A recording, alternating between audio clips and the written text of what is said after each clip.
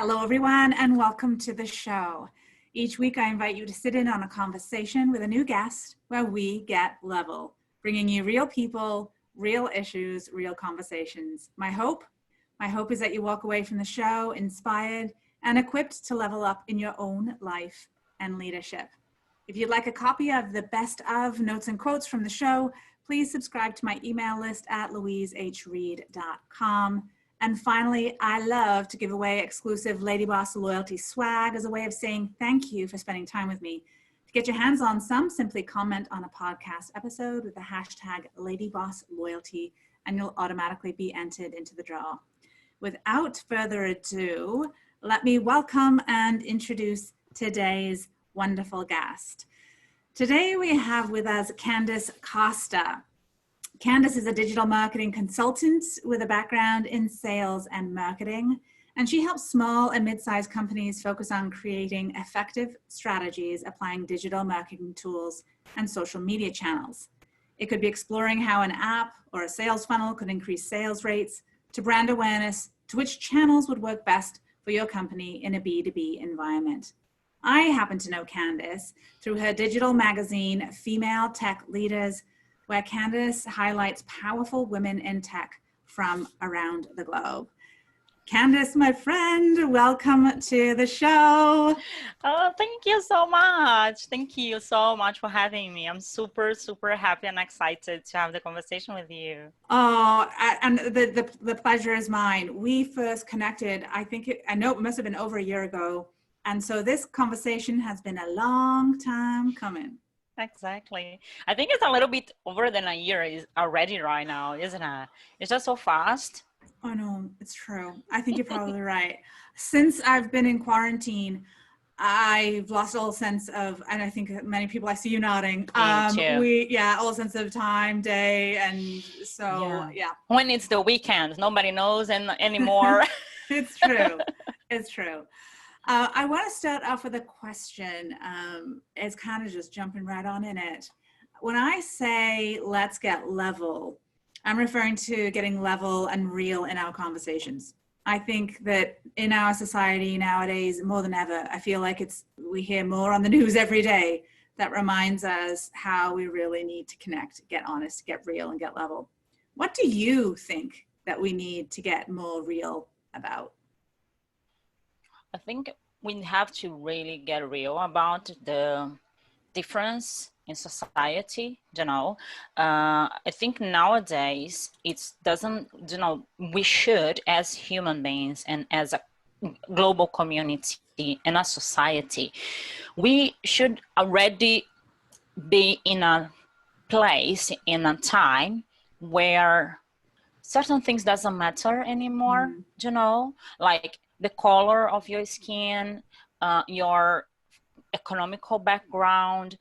I think we have to understand that we are different, we are unique, everybody has their own journey in life, and we have to start respecting each other and celebrate each other as well. So I think it's really time for us as human beings and this big global society. I think with the digital world, we are one big community, and I think it's time. I think everybody's really ready to jump for the next level where we are going to connect more in the human levels.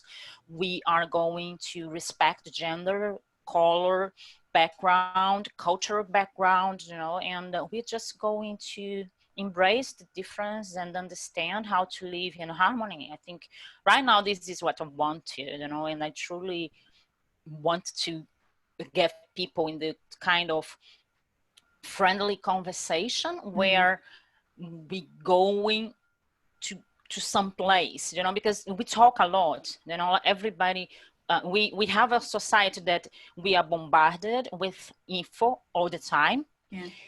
And we have to really understand what kind of filter we need to get, and just listen what is really make us happy, and move on with positive, with I think respect. I think when we respect each other, even in our differences, it's much better. You know, you can see a little bit like, even, do you know the I agree and disagree?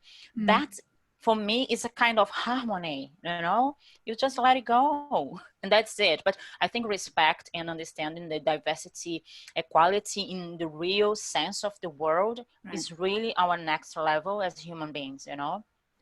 Oh, I love so much of what you said there, Candice. One of the many things you said was respect and celebrate. I loved the word that you used there, celebrate one another, and I couldn't agree more. And that's one of the many things that because there are a lot of things that I really appreciate about the work that you put out there through your digital magazine. So, and I'm not sure what the intention behind it was. I'd love to hear it, because what an interesting way that all of what you just said is part of what the magazine is as well. So anyway, tell us about it. Yeah, I think that the magazines just reflect exactly like when the idea born, you know, like when I started thinking, was two things. It was from a little bit like selfish place, because I was feeling really alone. I really want to connect with people, like, doesn't need to be like me, because I love connecting with people that has different point of views, because I like to have a debate. I like to have conversations, you know, and understand different point of views. So I was feeling alone and really wanted to connect with people, but I have that in my mind. I want to connect with different people. It's not just about the like-minded female entrepreneur like me. You know, I really wanted to see other journeys, struggles, and I didn't want to just talk about successful, you know. I want to talk about the reality, because it's difficult, you know, if you work for a company and you focus on your career, or if you have your own business, you struggle, you know. It's not easy. Life is not easy, you know. I don't think it's like, even sometimes people think, oh, but when you have money everything is easier. I don't think so. I think it's about being happy is much more important, you know, and understand what you do in this place. And then I was thinking, okay, I'm feeling alone. I really love to connect with people. When I talk with people, people really want to listen what I want to say, because I want to connect. So that was my authenticity in connections, you know. I really wanted to listen what you have to say. And then I started doing events. I started talking, you know, being speakers in panels. And I was super happy that I was impacting, you know, like people and making them think. Even though sometimes they disagree with me, but we were thinking together. And then I was like, how can I amplify this, you know, this feeling, but also this positive impact? And I was thinking about, how can I do that in a way that I can, with my own investment, my own time, my own money, I will be able to do it, because I didn't, in that moment, it was just an idea. I didn't know anything about money, you know, like if it's going to be successful or not. So the big point for me was making connections. So I was like, okay, what can I do? I can do a digital magazine. I'm a digital marketer. I know how to use Photoshop. I know how to use design. I know how I can put together the thing. So I can do in my spare time, you know, instead of reading a book, I can just try to figure out how can I make this happen. And I always love magazines, you know. I think for me, I am the kind of person that still subscribe magazines, you know. Yeah, I still like to have books and magazines, you know, on my door once a month. So, and I was like, okay, I'm gonna do that. I don't care. And so in the first 6 months was really, I was chasing people, like friends of my friends, someone that I was like, you know, LinkedIn was like booming. So I was just connecting with people that I really want to listen their opinion about something. But I was very focused in digital and tech, because as a digital woman in the digital marketing, it was important for me. And then I started learning more and more about the women in business, women in digital, women in technology, all of the statistics that was giving me that panic, like, oh my goodness, we still living in a situation where we don't get our value, Right. So, and then I started advocating more and more in the magazine. I think the first 6 months we reached around 400,000 engagements, and then that thing is starting growing, and then I was like, wow, that is something really that makes me really happy as well. Connecting with people, listening their stories, their journey, their struggles. So the magazine now we turned 2 years in February. So it's in April. April was our 13th edition. And the magazine went from like 30 pages to every edition we have around 100, 120.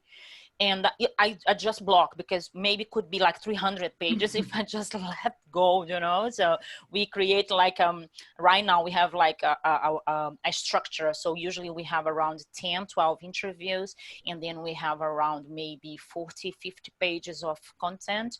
And all of the content is in marketing and in tech, and every day we are looking more and more for high content. And another thing is, I don't bring just people that are already successful or are already on the top of their careers. I interview everybody that has a story to tell, a journey, and wants to share. So I interview everybody. I give space to everybody, because I think it's important for as women, and to be more confident that we have a platform that someone wants to interview us. I think it's a gift for me. I feel so, wow, I feel so happy when someone says, yes, I love to. And I feel like my heart broke in not in sadness, but I feel like, oh my goodness, when someone said to me, are you sure that you want to interview me? And I was like, yeah, of course I want to interview you. Yeah. So, and then that feeling is what makes me going. And in February, we reached more than 1 million engagements. Candice, Yes, that is amazing. And yeah. so while we have everybody from around the world, I love it. While we're talking about this, how can people best get their hands on this? Where do they go to view it? Yeah, the magazine, we are now, like, the magazine is a digital one, so you cannot print, so there's no printed magazine. Yeah. Everybody that follows me on LinkedIn, so I always have a campaign 1 week, 2 weeks before, and then for the month after, because magazines is every 2 months. If you want, you can register on the website. So we sent 1 email every month. And of course, every 2 months, that specific email is going to give you the access to the magazine. So either you connect with me on LinkedIn, so you're going to have my feed. So if you follow me, you're going to follow my feed, and then you have the access to the magazine. In my articles as well, so in my LinkedIn articles, I always have the day that magazine is out, so I will do the launch of that specific edition, or register for sign up for the email. So this is the ways or go to the website, straight to the website. And what's the website, Candice, so that listeners can go? Right now is femaletechleaders.com. Okay, I'll put that in the show notes for anyone who might be driving. So female leaders. Femaletechleaders.com. Perfect. Yes, because we rebranded the magazine. So when the magazine turned 2 years old, it was Digital Business Woman. So when you were at the magazine, it was Digital Business Women. So if right now, because we are in this transition of the rebranding, if you go to digitalbusinesswoman.co.uk, that is our previous website, you still have the information there. So you can still access the blog, access the magazine and everything. If not, you can go to the femaletechleaders.com, that is there as well. Love it. Because we are in that transition moment in the rebranding. Which is exciting, but poses challenges, but exciting for all good reasons. I really want to encourage my listeners to check that out. I'm amazed always at the quality of the content and the women that you highlight. It's really, really inspiring. It really is. And to echo something that you had mentioned, Candice, that I've, again, there are many things that I love about it. It also looks really pretty. Yes. It really does. It really does. You can tell that you've got that kind of background and an eye, and an eye for that. But yeah, usually people say that is the Vogue for tech. Seriously, but you know what? And I'm going off in a bit of tangent. I was going to say something else, and I might even forget what I was going to say a moment ago. But it matters. It always matters. But I think now, while we're in this quarantine period and we are staring at our screens more than ever, I thought I used to look at my screen a lot. Yeah. And now it's I realized that when I was having face-to-face meetings, at least I had a break from the screen, and there's no break from that now. So when we're looking at screens now, with something that is pretty on the eyes and doesn't make my eyes bleed, I have an even greater respect for, and yours is beautiful. Oh, thank you. And then the fact that you do have women at all parts in their career, I think is so critical. You and I, before we hit record, while we were just connecting, we were talking about how easy it is just to look at and compare yourself to quote unquote successful people out there in the world. And it's really easy to lose sight of the challenges along the way, and that people were once beginners too. And there's a process to getting where people get to. And so the fact that you have those women, experiencing success at every step along the way. Yeah, for me it's important, so because I think everybody is successful in the point where you are in your life, in your career, we have our struggles, like when you are 20s, when you are 30s, 40s, 50s, 60s, the challenges are there and you struggle in a different way. Sometimes doesn't matter. Sometimes you're 50, but for that specific challenge, you need someone younger to give you like an idea. So that's why I think it's important to bring the age, like diversity in the age, because I've learned a lot with the youngers. Like the guests that are starting, they sometimes they give you ideas, suggestions, advice that you never really thought about it.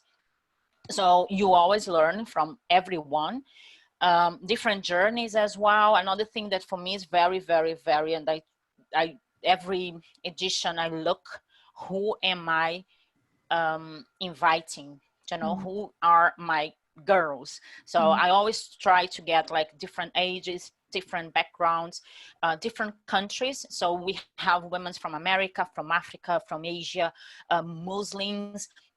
We have Black women, like we bring everybody. So, and for me, it's very important that the magazine looks.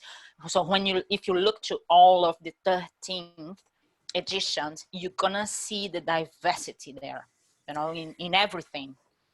You will see yourself somewhere in this magazine. Every woman will see themselves somewhere. And exactly. I think that's truly when we'll know that we've been successful in our society, when we can look around and it be like that for all of us, right? Exactly. So usually when people talk about diversity, I always say, okay, show me a picture of your boardroom. Show me a picture of the people that are your directors or people that are in charge in your company, or who are your politics. So this is, for me, it's simple as that. If you are saying something and you believe in what you're saying, you have to take actions, and I do that in my life, and I do that in my business, and I do that on my magazine as well. It's important for me. And that's why I love you. Oh, thank you. So we have to be true to ourselves, isn't it? It's true. So what's the fun in life if you cannot just embrace yourself and just be used, the way you are, with all the flaws, or the uniqueness, like everything. When did you have you always been that way, or was that a process and a journey for you to get to that point where you could say that with such confidence and authenticity?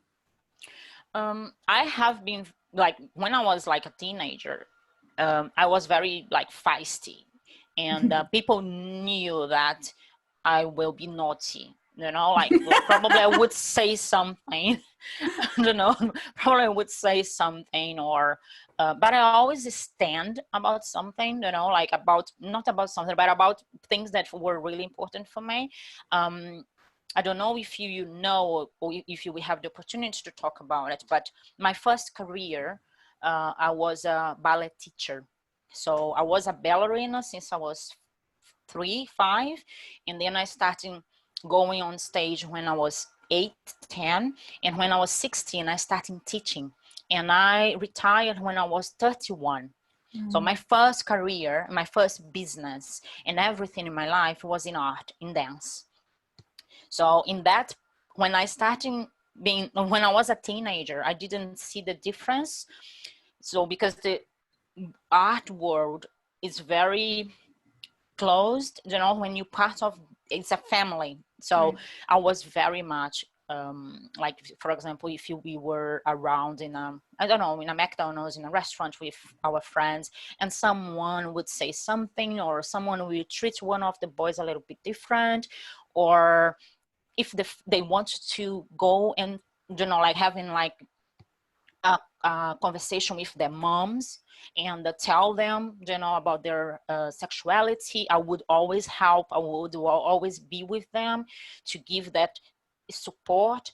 If they want to just say, no, Candice, I don't want to tell them now, I will just say, okay, you're not ready. One day when you're ready, I'm here. So I have been doing this since ever, probably, and for me it's really important, not just the sexuality, gender, color. For me, everything, like diversity is really important for me, and because I don't get it when people treat people differently just because of sexuality, color, religion. I don't understand that. So, and when I talk about it, or when I it's very easy for me to start a fight with someone, because probably I will ask why, because I don't understand. I don't have this concept in my mind. So yeah, even animals, I'm really crazy about animals. I remember once I was I was like a teen, probably I was like 15, and I was with my mom, my brothers, and my family in the beach, and someone was with a horse, and the guy was like beating the horse for the horse go like faster, and I stopped the guy and start a huge fight because I wanted to take the whip and whip the guy, because I was like, you're doing this to the horse, so are you gonna be happy if I whip you?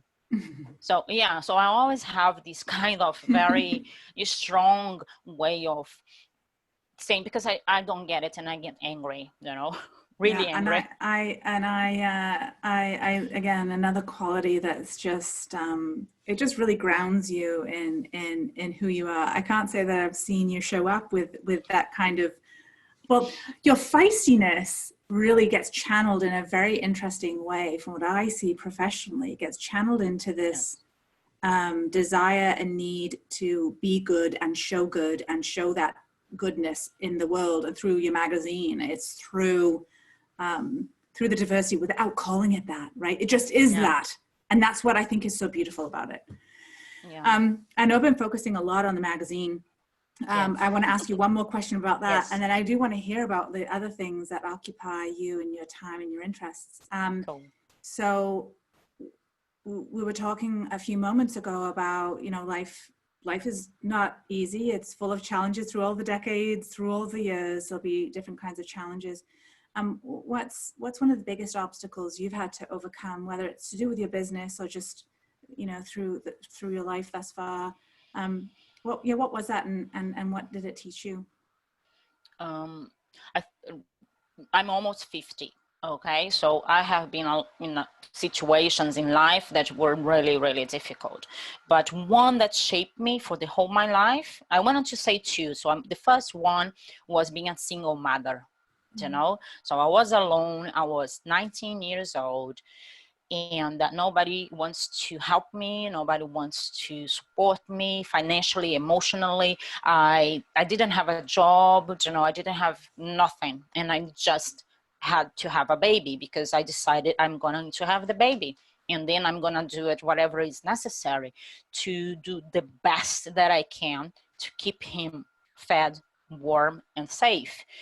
And you know, today when people ask me, you know, like for me was just, I was so, it was something was so important for me to keep that baby and do my best. So it's what I've done, you know.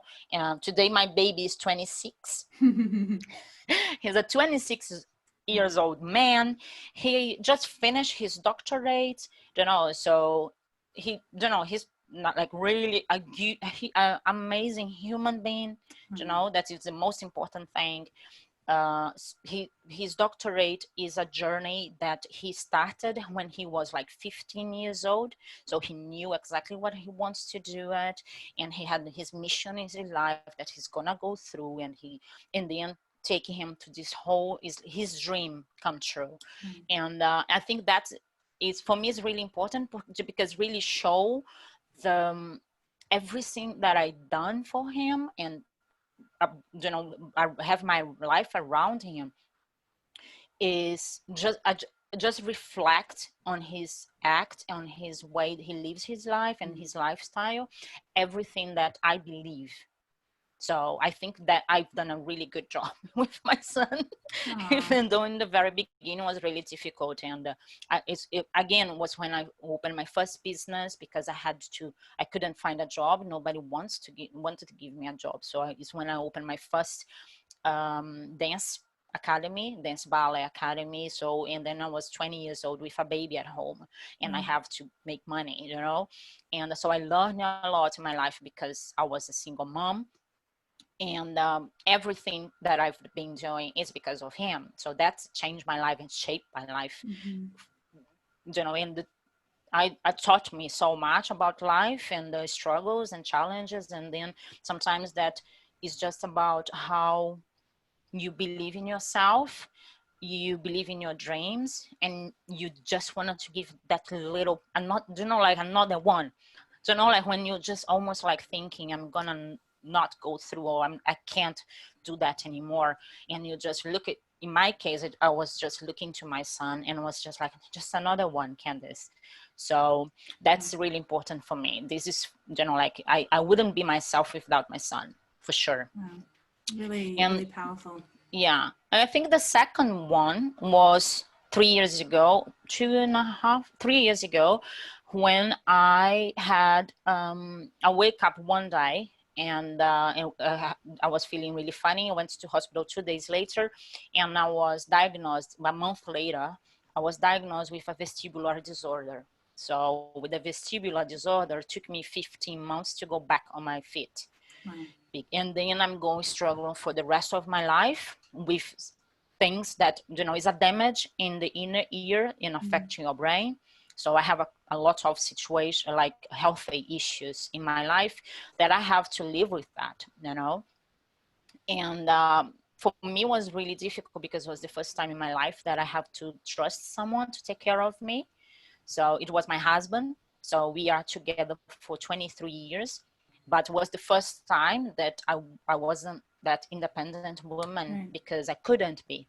So I have to trust him to take care of me. You know, I have to trust him because I have to I have to learn how to walk again. I have to learn how to, you know, do little things, because the vestibular disorder affect your, like, gives you vertigo. So I was like, we spinning all the time. So I have what they call dropping. So I was, you know, stand up, and suddenly I would just fall on the floor, not conscious, but I was just fall on the floor.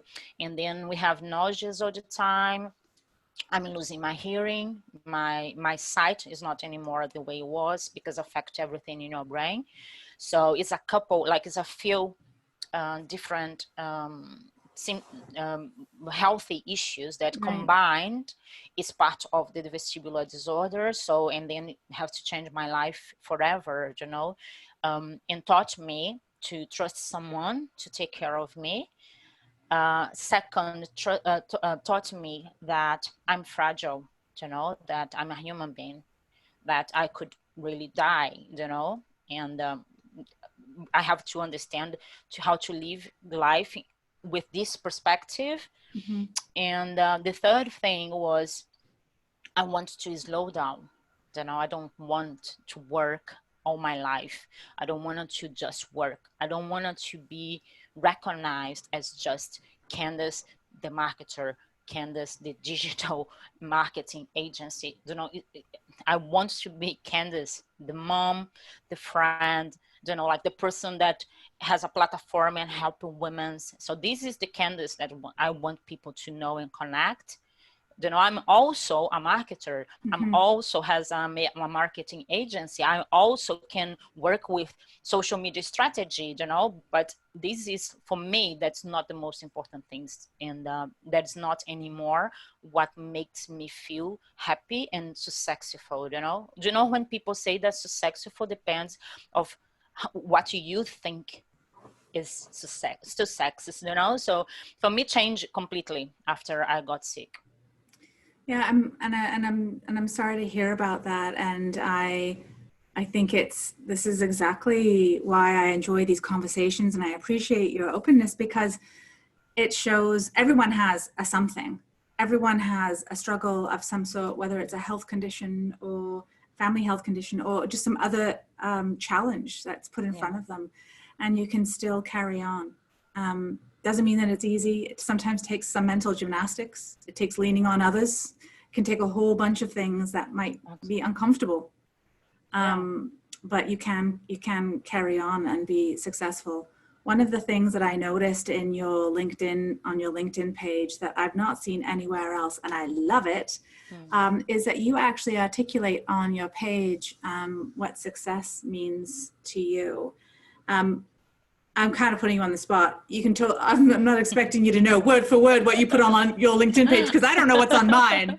But so recognizing that, you've got free reign here to paraphrase, tell us what success means to you at this stage of your life. Yeah, I thought a lot when I was like, should I add that on my LinkedIn profile? And I was like, yeah, I'm going to do it, because this is part of me. Even as a businesswoman, it's what reflects me. If you don't want to, don't work with me, don't follow me, like just go away and live your life and leave me by myself. So, and then I was like, I'm going to do it. And then I said, I, of course, I'm not going to be word by word, but I said that I'm a mom, I'm a wife, I'm a woman. I have been travel and lived in 5 different countries. I speak 4 languages. I have 3 dogs. So this for me has been successful. I have my house. So this for me is what makes me happy. And for me, it's what is successful, Like I'm not going to add on my LinkedIn, I have those clients, like I have 20 clients, or I'm running a company we hit $2 million, or I have 30 people working in my team. I'm not going to do that probably, because I don't think it's important. Even though LinkedIn, people usually say to me, but Candice, LinkedIn is a professional social media. And then I'm like, yeah, I know, but people work with people that they love, that they trust, that they want to be connected. And sometimes if you connect with me and you ask me, I will let you know. I will tell you who I'm working, the kind of work companies that I work with, the projects, people that I do different things, I can give you all of that. It's not a problem at all. But I think the LinkedIn profile is not just to talk about you as a business person or a professional, but it's to show people who you are as well. Because, like sometimes I don't want to make business with someone. Like, for example, I wouldn't make business with someone that is racist. I wouldn't, so I don't want this kind of person around me. I don't want this kind of energy. I agree, and I like it too, because further to what you're saying about people work with people. Yes. Period. Yes, exactly. and so we bring all of who we are to our jobs. We don't leave our motherhood or parenthood at home, well, many of us are still at home. I know in Canada, in Ontario, we're still all at home. But when you're going into the office, we don't leave our motherhood in the parking lot in our car as we're walking into the office. It comes with us. Likewise, we often are bringing our work home with us now. And I think this has changed a lot over the last number of decades as work has become more online and digital and global, and we've got smartphones and not working the 9 to 5 as much. I think it's made that even more important for us to actually show our humanity in how we operate in our business. So I love that about you. Thank you. One of the things, no doubt, that you've experienced along the way is fear. Talk to us a little bit about how, even starting your own dance studio when you had a newborn. That just blows my mind. And at 20. Yes. Yeah. Were you scared then, or were you too young to almost, because sometimes I find my youth, there was some naivety with my youth that actually served me well. Yes. Talk to us a little bit about that as it relates to fear. Did you feel fear at that point? I have fears all the time, just like period. So I think it's the way you face fear that maybe for me it's a little bit more different. In the case of my son, and when I have to open my first business, my biggest fear was how I'm gonna provide for this child that is 100% dependent on me. So it was a huge fear, and so I probably didn't even have time to think about it. I just have to do it, take actions, because I remember that I opened the door, he was 3 months. You're amazing. So I opened the door, he was 3 months old. So when I opened the door with my first class, and then I'll have to be very creative to have a baby at home and have to work long hours, weekends and everything, So and then one point I was not just having my own space, but I was working in schools. Like in Brazil, we have a lot of private schools, so I will have classes at the schools. So the kids, the mom and like the parents, they didn't have to drive anywhere. So and then in one point I have my own space, and I have 5 different companies, 5 different schools that will hire me to give that specific kind of classes. So I was very creative. So and I was very lucky as well, because I could work and provide, and very well. I was like super lucky, but I worked really hard as well. I don't believe in lucky. I think I believe much more in working really hard.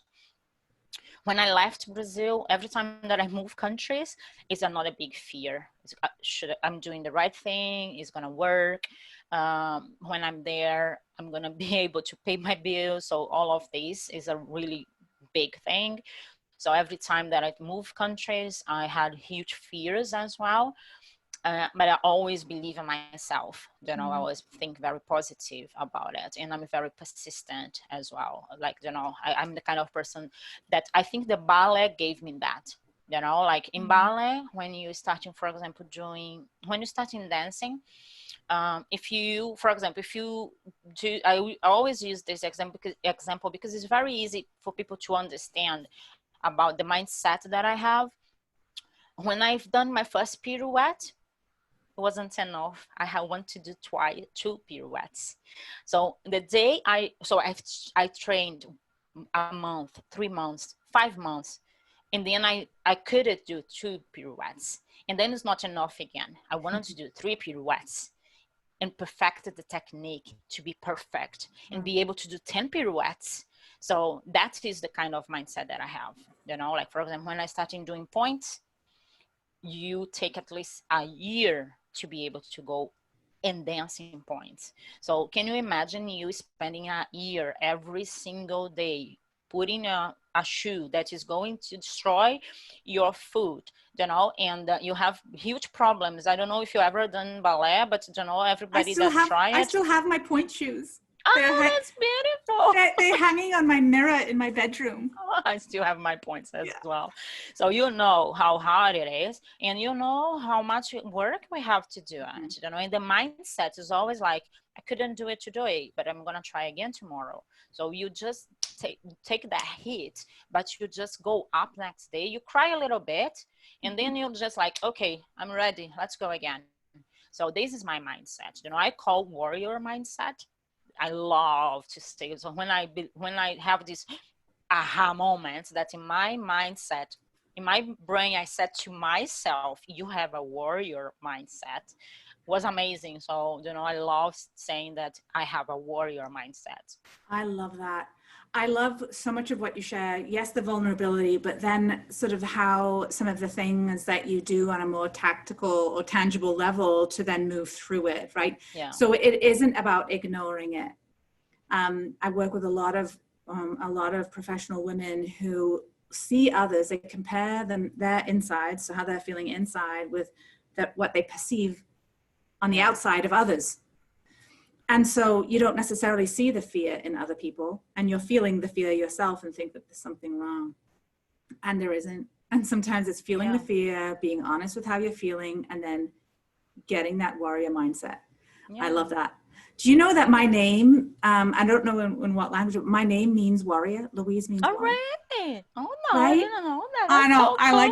So I like that. So thank you for sharing the warrior mindset with me, Candice. I will think of you every time I tell myself. Yeah, that's amazing. I will, like, right now, every time that I think about warrior, I will think about you for sure. Oh, I want you to be thinking about you. But I will think about me and I will think about you. So thank you for that. Well, but it's good to think about the friends that we have, isn't it? I love to know that I have so many people out, you know, like even like Louise, you are in Canada. We never met in real life, you know, and probably one day, let's hope we will, because we never know. But you know, we still connect, we still can, you know, like call and say, okay, let's try to arrange, you know, like a chat, and let's have just a cup of coffee or just an hour. You know, I do that all the time. You know, it's one of the things that's why I have so many people that wants to keep me close, because they know that they can call me or say, Candice, can we have a chat next week, or I'm feeling that, or what do you think? So, and sometimes I do find time, you know, that's just to reach and say, how are you? How's things? Or if someone reached me, I would say, yes, let's do it. Let's try to find, you know, like time in an agenda. Sometimes even like, I don't know, it's 10 o'clock in the night, because I have friends around the world. So sometimes I have like the crazy calls, like 8 o'clock in the morning, because the person is in Singapore. And then yesterday, for example, I have a live in Brazil, and I was until 1 o'clock in the morning, because it was 1 o'clock in the morning in the UK. Yes. So what brought you to the UK? What took you to the UK? Yeah. So when I left Brazil was a little bit, I was in a situation where I wanted to give my son a life with more like peaceful, you know, like in Brazil for me was really I was a little bit scary about Brazil, you know, so I don't know if you know, Brazil has a lot of violence in streets, you know, so I was like, I don't want this for my son. And I had the opportunity, because I have family in Portugal, so I had the opportunity and I found a job, and I moved to Portugal first. And then we moved to New Zealand, and then I moved to England. So England was a mix of two things. My son, he wants to move to England because he wants to study in a British university. And we moved to New Zealand first, but we didn't really like New Zealand. So we moved back to England. So that's what came, like England, show up on my plans, you know, like was really, my son wants to come and going to a British university. And we were like, okay, let's try, why not? We didn't like New Zealand, we tried, it wasn't our thing. Beautiful country, amazing, but was not for us. So we moved here, we moved back, and when we arrived, my son already have this plan that I told you already. I'm gonna do that, that, and that, and that, and he followed through. Like everything that he said to us when he was 15 happened. So like he has his mother's positive, persistent, and warrior mindset. yeah, probably. Yeah, That's why I said to you that I've done a good job with the boy. You sure have. Good human and well educated. I mean, yeah, exactly. you can do and good. For me, the most important thing is following his dream. Like he's following the dream that he set, and he believed that he's gonna be happy. So is what I said to him. I don't care what you're doing, as long as you're happy. Is the most important thing in life. Are you happy? I ask him that like probably at least once a week. Are you truly happy? Because I think it's important, that doesn't matter the money, the big car, like if you have that and makes you happy, go forward, but go further and try to do your best. But people, as again about the success, like sometimes you feel different. Yeah, it is true, and I do believe very strongly that happiness is an inside job. Yeah. Oh, definitely. Yes. Right. And right now I'm getting like older, and I'm like 100% sure that it is. It's not an outside stuff, It's not an outside stuff. It can make you happy in a moment, and it can it make you, can it bring ease and pleasure? Yes, absolutely. Yeah. And if you're already happy on the inside, can it make your life even better when you have all the stuff on the outside too? You bet. That's great. Yeah. But if you have to choose one over the other, exactly. And sometimes when you get the things, like you get that stuff that you think that you're gonna be happy, that is something that happened to me, like sometimes, like before I would say, okay, I need that to be happy. Mm-hmm. And as soon as I got that specific thing, I was happy. Yes, I was happy, but was not something that bring me happiness for like forever, So the happiness for me, the long-term forever happiness has to be something that you have inside, like whatever it is, finding your place in why you're here, find your mission, find pleasure in, I don't know, cooking, gardening, whatever. Something. So and then you just find your little happy place in this world, isn't it? It's funny. It's really so simple, and I think we overcomplicate it.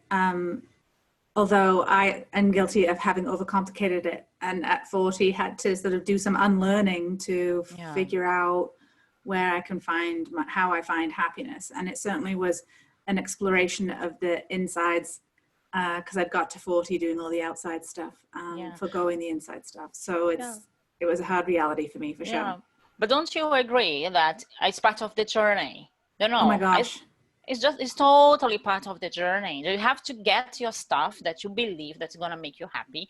So when you get that stuff, actually makes you happy, but you like not truly, truly, truly happy. So and then is when you're like, that's happiness. It's just like something different.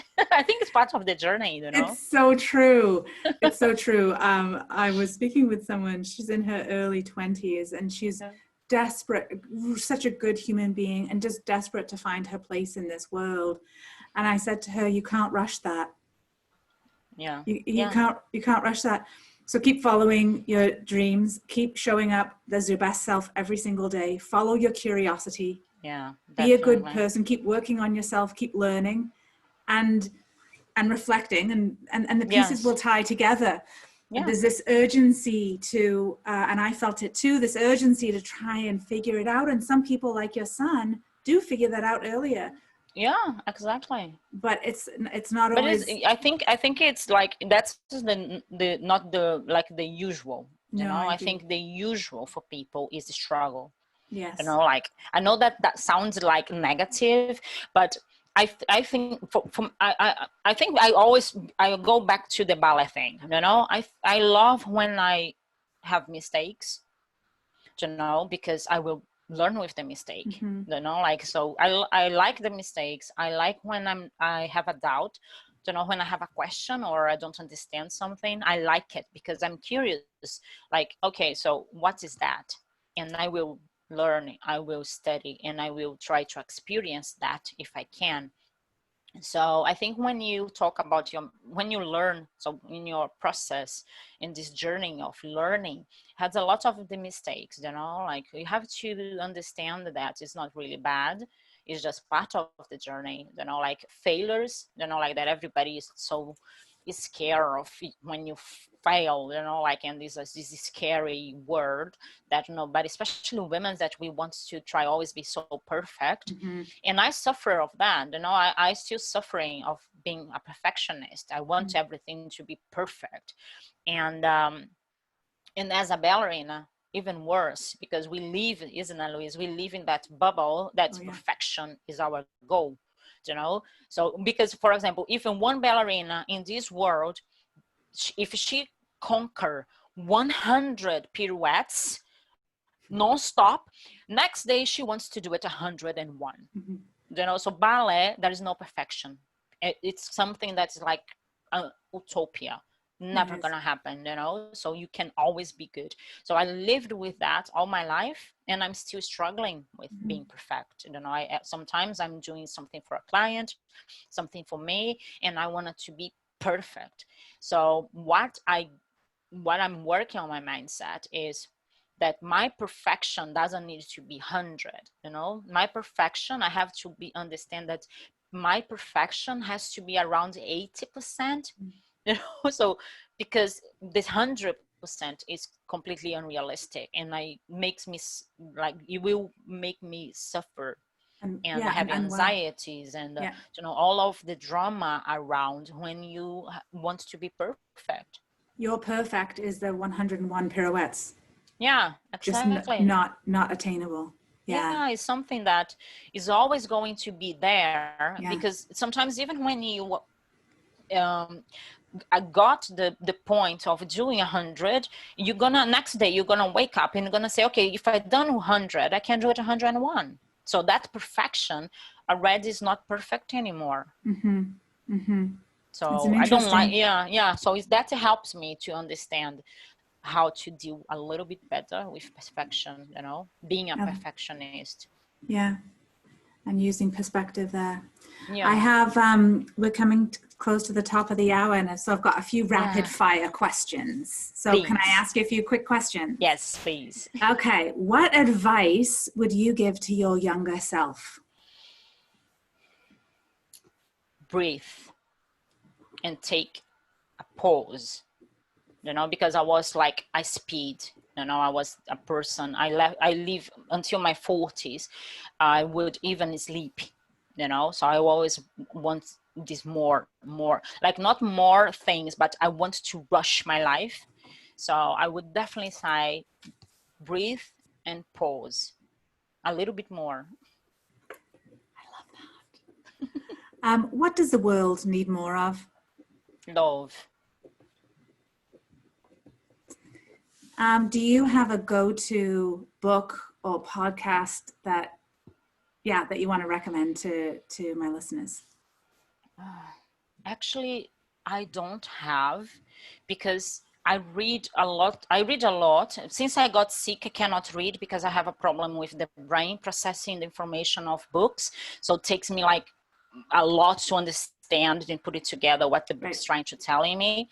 But I usually go back to my books, and I always have, even when I travel around the world moving, I have my yoga and my meditation books with me, because it's really important for me to go back for the technique and understand.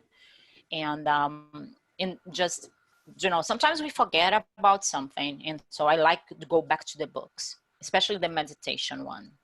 I love that. I wish we could explore that more. Yeah. And I have one more. I know I asked them. There were 3. The world needs love. I want to say, Candice, I just send you love and so much appreciation and gratitude for sharing this time with me. It's been a long time coming. Yes, and definitely. I've enjoyed every moment. So thank you so much for spending. Me too. Thank you so much. And thank you, of course, to all of you, my loyal Lady Boss listeners, for tuning in to today's show.